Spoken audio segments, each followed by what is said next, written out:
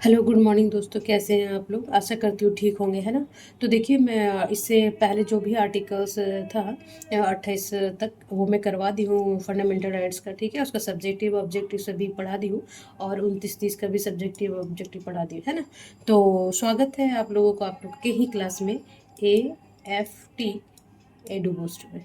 ठीक है, जितना भी नॉलेज है उसको और आगे बूस्ट करें, इससे रिलेटेड, इस चैप्टर से रिलेटेड जिस आपके पास जितना नॉलेज है उसको और बूस्ट करें, है ना।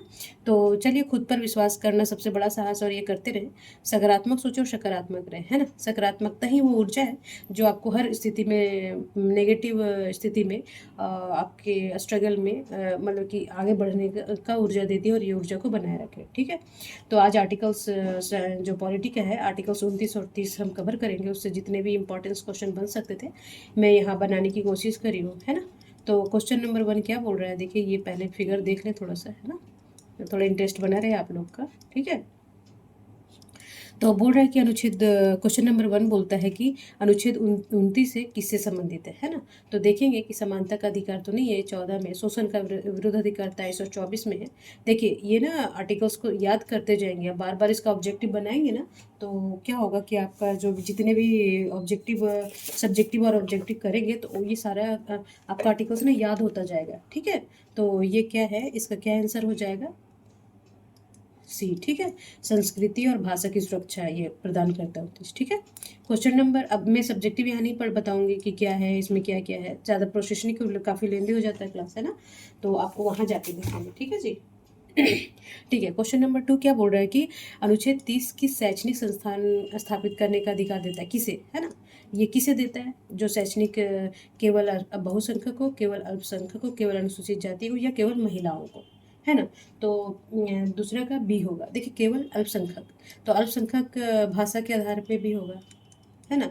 और भाषा के अधिकार पे होगा, और शिक्षा के अधिकार, शिक्षा से भी अल्पसंख्यक होंगे, भाषा जाति से। तो वो अल्पसंख्यकों को क्या है, जाति के भी आधार पे होता है ना, धर्म के आधार पे भी होता है। तो शैक्षणिक संस्थाओं स्थापित करने का अधिकार देता है केवल अल्पसंख्यकों को। आर्टिकल्स 30 वहाँ पे देखेंगे कि अल्पसंख्यक उसमें किसको किसको लिया गया। सब्जेक्टिव क्लास आप देखेंगे इससे पहले, है ना।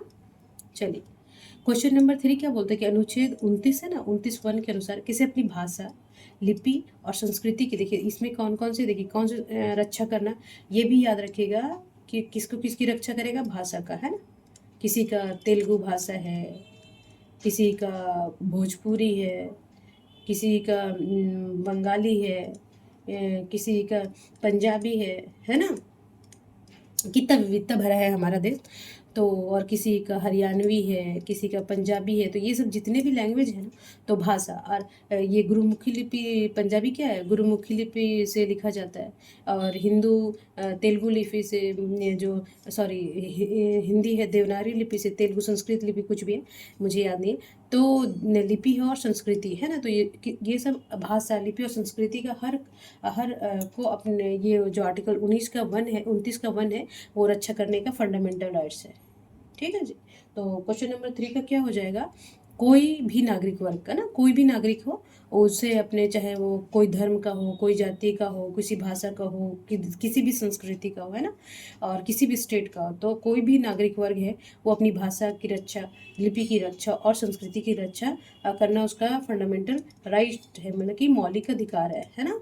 इससे वंचित नहीं किया जा सकता है कि नहीं तुम अपने भाषा का वो संरक्षण नहीं कर सकता, तो वो सीधे सुप्रीम कोर्ट में चला जाएगा इसके हनन पे, है ना।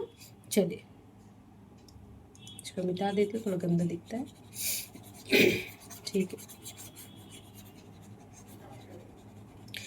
ठीक है, अब आगे हम क्वेश्चन नंबर 4 देखेंगे कि 29 का 2 क्या कहता है कि समान, 29(2) क्या कहता है, समान नागरिक संहिता लागू हुई, ये तो नहीं है। धर्म, जाति, भाषा या नस्ल के आधार पर प्रवेश वंचित नहीं किया जाएगा, है ना। तो 29 का क्या बोलता है, अल्पसंख्यक शैक्षणिक संस्थान बना सकते हैं, धर्म की स्वतंत्रता दी जाएगी, है ना।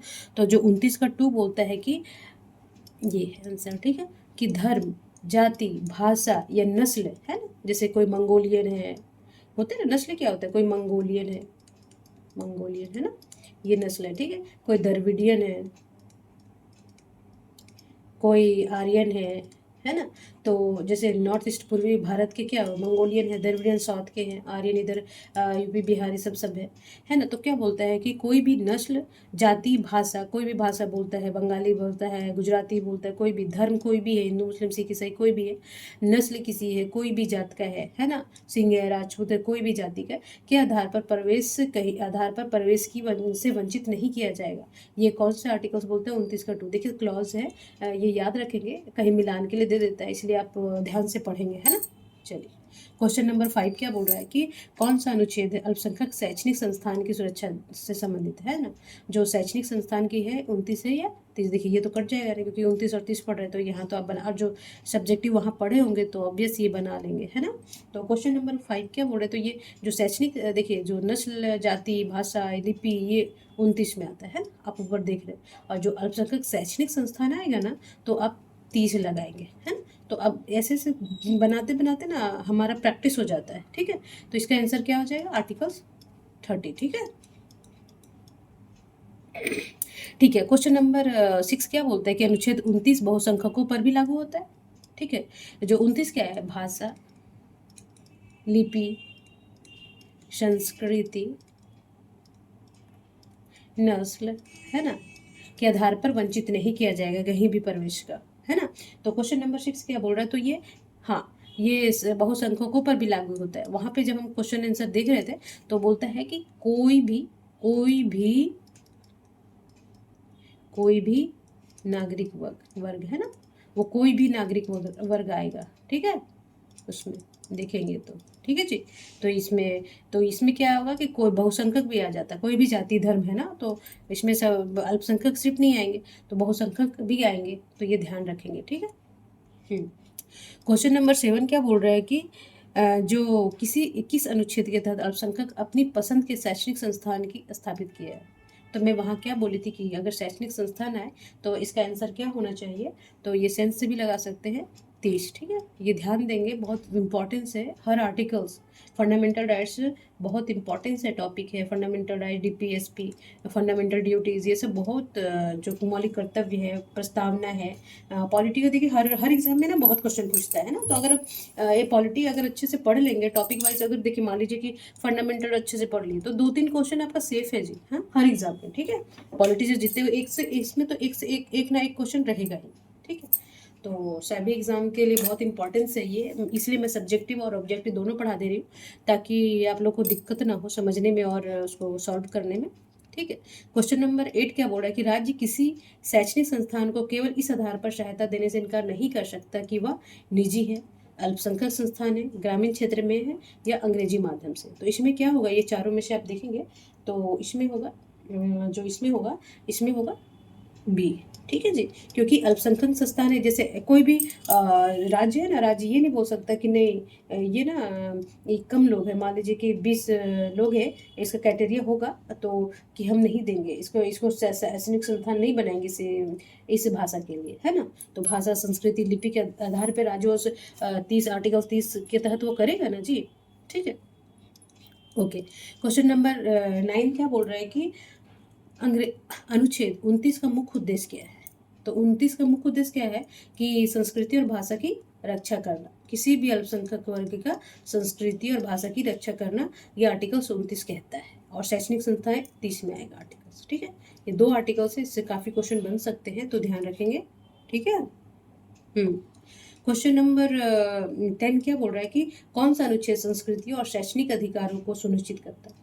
तो जो कौन सा अधिकार, संस्कृति, भाषा, तो इसमें कौन सा होगा, तो 27 से 28 तो नहीं होगा, और 31-32 भी नहीं होगा, 21-22 भी नहीं आएगा, तो क्या हो जाएगा, ये बी ना, 29 से 30। वो क्या करता है कि संस्कृति और शैक्षणिक अधिकारों को सुनिश्चित करता है ना, उसका फंडामेंटल मौलिक अधिकार देता है हर नागरिक को, है ना।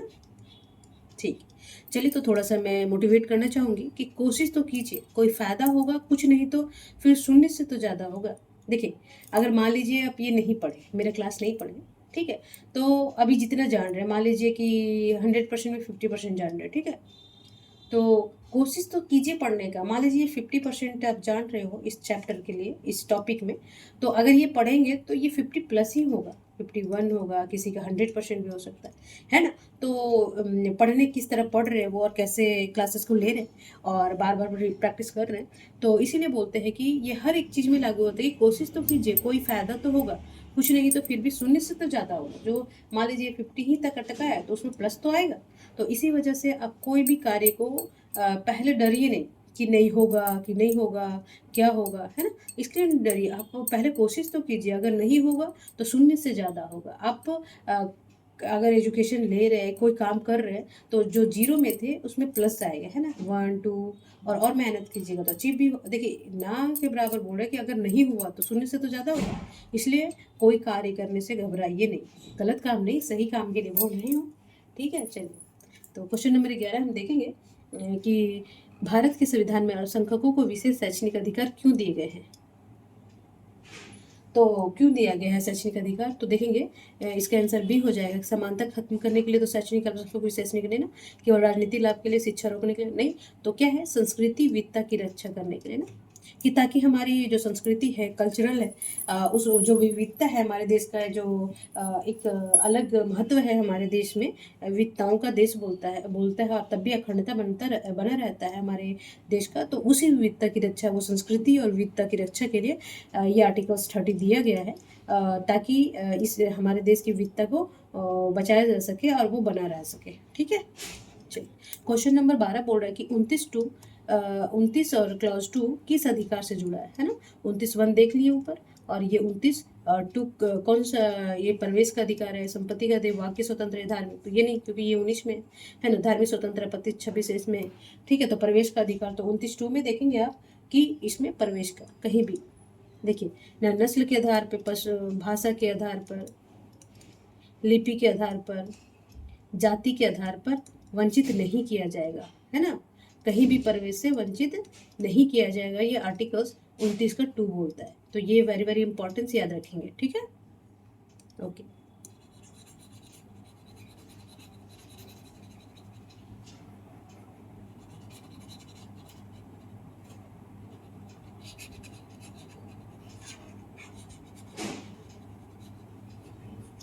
ठीक है जी। अब क्वेश्चन नंबर 13 क्या बोल रहा है कि अल्पसंख्यक शैक्षणिक संस्थाओं को स्थापित करने का अधिकार किस पर लागू होता है ना। जो अल्पसंख्यक शैक्षणिक संस्थान है, वो संस्थान स्थापित करने का अधिकार किसके पास है, केवल धार्मिक अल्पसंख्यक के पास, धार्मिक या भाषाई अल्पसंख्यक, मतलब कि कौन से अल्पसंख्यक है जो शैक्षणिक जो संस्थान है वो मतलब कि वो स्थापित कर सकते हैं, है ना। तो कोई भी तो उठा के नहीं ना, तो ये सिर्फ धार्मिक, कोई भी धार्मिक और भाषाई, है ना। अब जाति अल्पसंख्यक नहीं कि वो उसके भी जाति है, मान लीजिए कोई यादव है, तो मान लीजिए वो अल्पसंख्यक है कहीं, तो ये नहीं ना कि अरे यादवों के लिए एक अलग से क्लासेस का, ये तो नहीं है, जाति और वो उसमें नहीं है। तो ये अल्पसंख्यक शैक्षणिक संस्थान सिर्फ धार्मिक, कोई धर्म जैसे हिंदू, मुस्लिम, सिख, ईसाई कोई भी हो, और भाषा कोई भी हो, द्रविडियन हो, आर्यन हो, या फिर मंगोलियन हो, है ना। तो कोई भी धार्मिक और भाषाई कोई भी भाषा हो, द्रविड़ बोलता हो या बंगाली बोलता हो, है ना। तो ये याद रखेंगे कि शैक्षणिक संस्थाओं को ये वेरी वेरी इंपॉर्टेंस है। तो ध्यान रखेंगे कि धर्म के आधार पर और भाषा के आधार पर शैक्षणिक संस्थाओं को स्थापित करने का अधिकार है। ठीक है, ठीक है जी। क्वेश्चन नंबर 14 क्या बोलता है कि क्या बहुसंख्यक वर्ग अनुच्छेद 30 के तहत शैक्षणिक संस्थान स्थापित कर सकते हैं। क्या बहुसंख्यक वर्ग अनुच्छेद 30 के तहत कोई भी, है ना, तो क्या वो कर सकते हैं, तो नहीं जी। बहुसंख्यक वर्ग थोड़ी शैक्षणिक संस्थान, मान लीजिए बहुसंख्यक ओबीसी में बहुत सारे आते हैं, तो ऐसे थोड़ी है कि वो शैक्षणिक संस्थान स्थापित करेंगे, नहीं, सिर्फ अल्पसंख्यक, भाषाई और धर्म के। ठीक है, ओके। क्वेश्चन नंबर, वहाँ अल्पसंख्यक दिया गया था ना, इसीलिए बहुसंख्यक नहीं, अल्पसंख्यक होगा। क्वेश्चन नंबर 15 बोल रहा है कि संस्कृति और शैक्षणिक अधिकार संविधान के किस भाग में आते हैं। शैक्षणिक, जो संस्कृति की रक्षा और जो शैक्षणिक अधिकार संविधान के किस भाग में आते हैं, तो ये मूल कर्तव्य में तो नहीं आएगा, डीपीएसपी निर्देशक तत्व और प्रस्तावना में नहीं आएगा, तो ये किस में आएगा, ये आ जाएगा आपका मूल अधिकार, फंडामेंटल राइट्स में, है ना। अभी फंडामेंटल राइट्स का ही तो है आर्टिकल 29 और 30। ठीक है, ओके। देखिए बहुत अब अगर ये बना लीजिएगा तो 29 और 30 से मुझे नहीं लगता कोई क्वेश्चन छूटेगा आपसे, है ना। वो सब्जेक्टिव पढ़ लीजिएगा, फिर लक्ष्मीकांत तो अपना है ही है, उसको तो पढ़ना मस्ट है। देखिए मैं तो कहूँगी इसको इसको जाके पढ़िए, इसे हो के अगर जो पॉलिटिलिटी का स्टार्ट कर रहे हैं ना, तो पहले मेरा क्लास कर लीजिए, है ना। इतना तो मैं समझा ही देती हूँ कि वहाँ आपको ईजी पड़ जाएगा ना। और फिर अभी लगेगा और जो मैं चैप्टर यहाँ पढ़ाते जा रही हूँ ना, साथ साथ में उसके साथ भी पढ़ने लग जाइएगा, ठीक है ना। ओके, चलिए क्वेश्चन नंबर 16 क्या बोल रहा है कि अनुच्छेद 29 और 30 किन अधिकारों से संबंधित है। तो देखेंगे स्वतंत्रता का तो नहीं है, समानता का 14 से 18 है। स्वतंत्रता अधिकार आप कल पढ़ाई हूँ मैं, और पिछले क्लास में संपत्ति का अधिकार भी नहीं, तो ये कौन सा हो जाएगा, संस्कृति और शैक्षणिक अधिकार, है ना। ठीक, क्वेश्चन नंबर 17 क्या बोल रहा है कि अनुच्छेद 29 का 2 के अनुसार, देखिए 29 का 2 उधर पढ़े थे ना, कि किस शैक्षणिक संस्थाओं में प्रवेश देने का इनकार नहीं किया जा सकता, किस आधार पर ना, किस किस आधार पर था। तो 4 आधार में बताई थी पहले, तो आपको याद होगा, तो ये हो जाएगा धर्म, कोई धर्म का होगा, कोई जाति का होगा, और भाषा का होगा, और नस्ल का होगा। बार बार नहीं बताऊंगी, आप बताते ही आ रही हूँ। तो उसको ना शैक्षणिक संस्थाओं में मान लीजिए कि मान लीजिए कौन सा लूँ, हाँ मान लीजिए कोई भी धर्म ले लेते हैं, जैसे मुस्लिम है ना, तो मदरसा खोला गया, ठीक है, मदरसा खोला गया। तो कोई भी धर्म है, बोलते हैं कि यूनिटी का उसके किसी शैक्षणिक संस्था में प्रवेश देने से इनकार नहीं किया जा सकता, किसी किस आधार पर।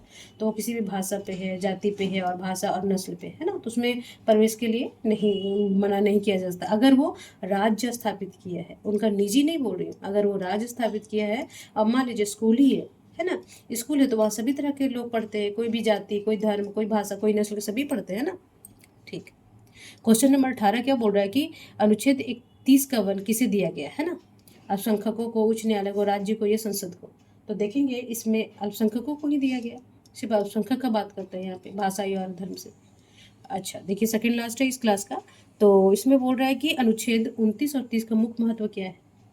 तो एकता में विविधता बनाए रखेगा, समान नागरिकता संहिता, ये 44 आर्टिकल्स पढ़ाए हम डीपीएसपी में, अब देखेंगे जाके। और राजनीतिक दलों को बढ़ावा देगा, तो ये क्या, धर्मनिरपेक्षता को समाप्त करेगा। तो ये क्या करेगा, एकता में विविधता को बनाए रखेगा, है ना, एकता में विविधता को बनाए रखेगा, है ना। अनुच्छेद 29 क्योंकि अल्पसंख्यक की भाषा सब ये जब वो संरक्षित करेगा, तो यही करेगा ना जी, ठीक है। ओके, तो क्वेश्चन नंबर ये लास्ट है आज का क्लास का। देखिए बनाइए ज़रूर, देखिए आप पढ़ने में कोताही नहीं कीजिए। आप एक बार, मैं कितना बार बोलती हूँ, पढ़िए पढ़िए। अगर आप पढ़ने के लिए इसमें आए हैं तो देखिए, न इधर के रहिएगा उधर, आप जब आप पढ़ने आए तो पढ़ेंगे, है ना, एकदम अच्छे से। जो भी क्लास ले रही हो आप एक बार पढ़ के और देखिए, फिर खुद को आंकिए, आपको खुद पता चल जाएगा, ठीक है। ठीक है, क्वेश्चन नंबर 20 का क्या बोल रहा है कि अनुच्छेद 30 का 2 क्या कहता है, मतलब 30 आर्टिकल 30 का क्लॉज 2 में क्या कहता है, इस सब में ना, ये चारों ऑप्शन में क्या बोल रहा है कि वो क्या बोलता है कि धार्मिक शिक्षा दी जाएगी, नहीं ना, केवल सरकारी स्कूलों खोले जाएंगे, नहीं, संपत्ति का अधिकार नहीं। तो ये क्या करेगा, इसका आंसर ए हो जाएगा कि राज्य सहायता अल्पसंख्यक संस्थाओं को भी मिलेगी। राज्य सहायता जो है अल्पसंख्यक संस्थानों को मिलेगी। मान लीजिए कि कोई मदरसा खोला, है ना, तो वहाँ जो सरकार की उसको बढ़ावा देने के लिए, उसके रिपेयरिंग में, उसके और विकास में राशि सहायता मिलेगी अल्पसंख्यकों को, है ना। तो यही कहता है आर्टिकल्स 3 का 2। चलिए तो आज का क्लास समाप्त करती हूँ मैं। देखिए अभी 29 और 30 और सब्जेक्टिव तो बहुत क्वेश्चन बन जाएगा, और इससे रिलेटेड जितने भी एग्जाम में आ रखे हैं आप बना के देखेंगे, ठीक है। तो चलिए तब तक अपना और अपने फैमिली का ध्यान रखिए, सकारात्मक सोचिए और सकारात्मक रहें, है ना। और खूब पढ़िए। देखिए पढ़ाई के अलावा अगर कुछ बनना चाहते हो तो पढ़ाई के अलावा विकल्प नहीं है। 2-4 मिनट क्लास करके ऐसे रैंडम पढ़ने का कोई फ़ायदा है नहीं। अगर आप एक एक टॉपिक ही पढ़े, उसमें कंठस्थ, मतलब कि आप ऐसा हो कि कम से कम 90% आपका उससे क्वेश्चन बना लें, ऐसा पढ़ाई कीजिए, है ना। खुद को धोखा देना सही बात नहीं है ना, कि अरे पढ़ लेंगे, कल पढ़ेंगे, आज पढ़ेंगे, टालने नहीं होता। तो ठीक है, तब तक खूब पढ़ें, स्वस्थ रहें, मस्त रहें, और अपना और अपने फैमिली का ध्यान रखें। और जो भी टॉपिक पढ़ाई रही हूँ वो ज़रूर पढ़ें, है ना। सब्जेक्टिव पढ़े, फिर ऑब्जेक्टिव पढ़े, फिर लक्ष्मीकांत पढ़े, फिर सब्जेक्टिव पढ़े। और हो सके तो मैं अभी दुर्गा पूजा के बाद ना मैं वो स्टार्ट कर दूँ, थोड़ा थोड़ा हिस्ट्री वगैरह भी पढ़ा दूँ, ठीक है। चलिए नमस्कार।